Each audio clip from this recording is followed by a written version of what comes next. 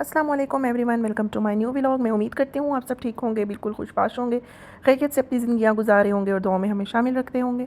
आज का दिन शुरू होता है कुछ नाश्ते के साथ और आपको पता है कि दिन का आगाज़ ही हमारा नाश्तों के साथ होता है। और नाश्ते में मैं बना रही थी बहुत मज़े का एग सैंडविच। यहाँ पे मैं आपको दिखाती हूँ। सबसे पहले मैंने पैन में ऑयल लेके इसमें मैंने एक अंडा फ्राई कर लिया था। ये बताती चलूँ कि सुबह-सुबह मुझ पे बहुत सुस्ती तारी हुई भी होती है। मैं बिल्कुल भी एक्टिवली काम करनी नहीं कर रही होती।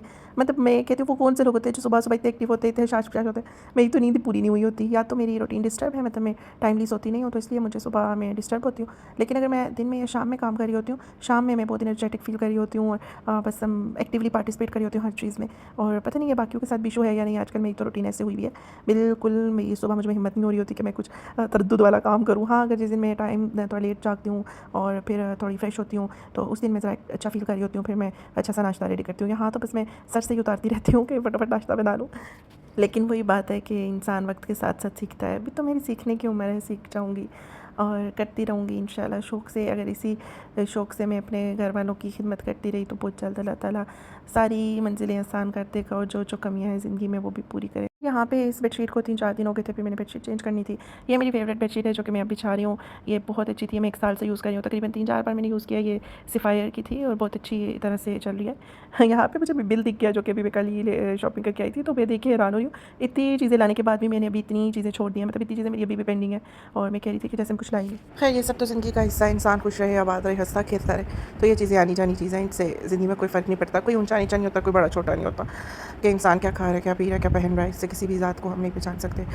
अच्छा जी, उसके बाद मैंने आज चूल्हा अपना साफ़ करना था जो कि गंदा हुआ था और मुझे फ़ील हो रहा था कि इसे फिर चमकाने की ज़रूरत है। अच्छा खासा चमकाती हूँ मैं इसको, बट ये चमकता नहीं है। वही बात है कि जब यूज़ होता रहेगा तो एक दिन सेट हो जाएगा। बस मुझे सैटिस्फैक्शन नहीं होती, मेरा दिल ये चाहता है कि ये ऐसे ही साफ़ हो जैसे हमारे घर के चूल्हे साफ़ होते थे। तो अब मैं इसमें डिफरेंट किस्म की चीज़ें ऐड करूँगी, मतलब साफ़ करने के लिए मैंने ये जाली सी रखी हुई है चूल्हा साफ़ करने वाली। ये थोड़ी ना सही खुरदरी सी है और इससे सही चमकती हैं चीज़ें। अब मुझे ऐसा लग रहा था ज़ंग-ज़ंग लगा हुआ है और इर्द-गिर्द इसके कोई स्पॉट्स है। फिर मैं गई बाहर बाहर से मैं वो चीज़ें लेके आई, जो बाहर से मुराद वही मतलब किचन से बाहर।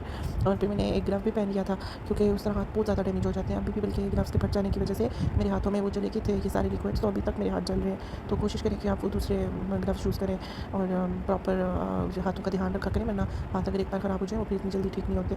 आजकल इन सफाइयों की वजह से मेरे हाथ बहुत डैमेज हो रहे हैं, तो मैं अभी भी सोच रही थी ग्लिसरीन लेके आऊँ। ग्लिसरीन बहुत अच्छी होती है हाथों के लिए। ग्लिसरीन में अगर आप शामिल कर लेते हैं ये क्या कहते हैं इसको, लेमन या अर्के गुलाब और इस तरह की चीज़ें, तो ग्लिसरीन का बहुत अच्छा रिज़ल्ट होता है हाथों पे। वो हाथों को इतना नरम मुलायम कर देती है, सफ़ेद कर देती है और टैनिंग भी नहीं होने देती। और मैं भी यही सोच रही हूँ, हाथ आजकल मेरे डैमेज हो रहे हैं, तो मैं हाथों के लिए कुछ ना कुछ करूँ। वैसे तो मैं लोशन क्रीम वगैरह लगाती रहती हूँ। खैर यहाँ पे मैं लेके आई थी इसके लिए चूल्हे के लिए सबसे पहले मैंने वो क्लीनर इस पर यूज़ किया। ये हार्पिक नहीं है, ये क्लीनर है। उसके बाद मैंने तेज़ाब डाला, ब्लीच डाली, पर कोई फ़र्क नहीं पड़ा था। फिर कुछ चीज़ें साफ़ होने लगी। फिर एक टाइम आया कि सारी चीज़ें इसमें ना जज़्ब हो गई थी, जैसे ख़त्म हो गई थी। फिर मैंने वो ज़रा ये पाउडर है मैक्स वाला, ये सही चीज़ों को रगड़ के धोता है, मैंने वो भी शामिल किया। मैंने वो शाइनर है जो जिसके साथ मैं अक्सर अपना फ़र्श वगैरह धोती हूँ, मैंने वो भी शामिल किया। बट फिर भी काफ़ी बेहतर हो गया था। बहुत चमका नहीं था, बट काफ़ी बेहतर हो गया था। अब 2-3 दिन सुकून रही है।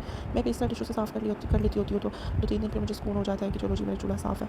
बस एक दफ़ा सही तरह से साफ़ कर लेती हूँ, रोज़-रोज़ से साफ़ नहीं करती, मतलब दानों से रोज़-रोज़ साफ़ नहीं करती, एक दफ़ा से ही साफ़ करती हूँ। और इसके लिए मैंने अलग से चीज़ें रखी हुई हैं साफ़ करने के लिए, क्योंकि ये इतने डेंजरस केमिकल्स मैं इस पे यूज़ कर रही होती हूँ, तो ये फिर मैं उससे ये वाले बर्तन नहीं धो सकती, जर्म्स भी होते हैं और हाइजीन इश्यूज़ आपको पता ही है। फिर इट्स बेटर कि आप एहतियात करें।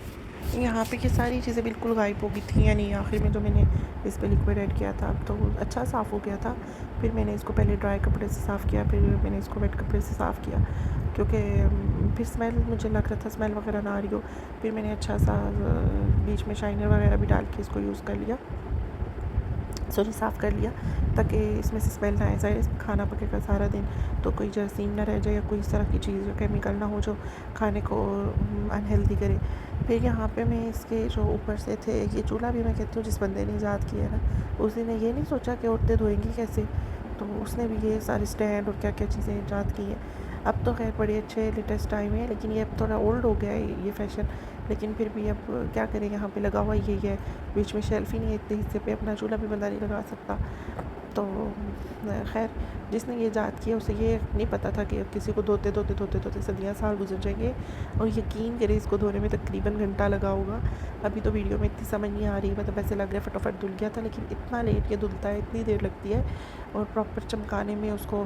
फिर आप उसे जिन कपड़ों से साफ़ करते हो उन कपड़ों को धोना, और अक्सर तो मैं फेंक ही देती होती हूँ। मैं कहती हूँ कि नहीं बस ये इतने हार्ड केमिकल्स थे और कोई किसी चीज़ पे असर ना पड़ जाए। खैर फिर मैंने वो ड्राई करके सारे इसके जो स्टैंड थे वो दोबारा वहाँ पे लगाए, क्योंकि यूज़ करना था, मैंने खाना बनाना था इसके बाद। अब आप ही इसकी देख सकते हैं कंडीशन की कुछ ऐसे साफ़ हो गया था, मतलब अभी भी ब्लैक ब्लैक आपको स्पॉट्स नज़र आ रहे होंगे। मैं चाह रही थी कि सारा एक दफ़ा क्लीन हो जाए ना, यहाँ पे कुछ भी ना रहे। खैर इसको साफ़ करते करते इतना कचरा नीचे गिर रहा था। एक दफ़ा मैं क्लीनिंग कर चुकी थी सुबह, और फिर मुझे दोबारा से लगा नहीं किचन गंदा हो रहा है, फिर मैंने दोबारा से इसको मोप कर लिया। ये जो धोते धोते ना इधर उधर छोटी छोटी चीज़ें गिर रही थी, ऐसा मेरे जूतों के साथ से भी गंद हो रहा था, शायद जूतों से गंदा हो रहा था। फिर मैंने वो भी क्लीन श्लीन कर लिया, और मिलते हैं नेक्स्ट व्लॉग में। फिर अपना बहुत ख्याल रखिए, याद रखिएगा, हंसते मुस्कुराते रहिएगा, और मिलते हैं नेक्स्ट व्लॉग में। और मुझे लाजमी बताइएगा कि आपको मेरे व्लॉग्स कैसे लगे, मेरी छोटी छोटी वीडियोज़ आपको कैसी लगी। अल्लाह हाफिज़।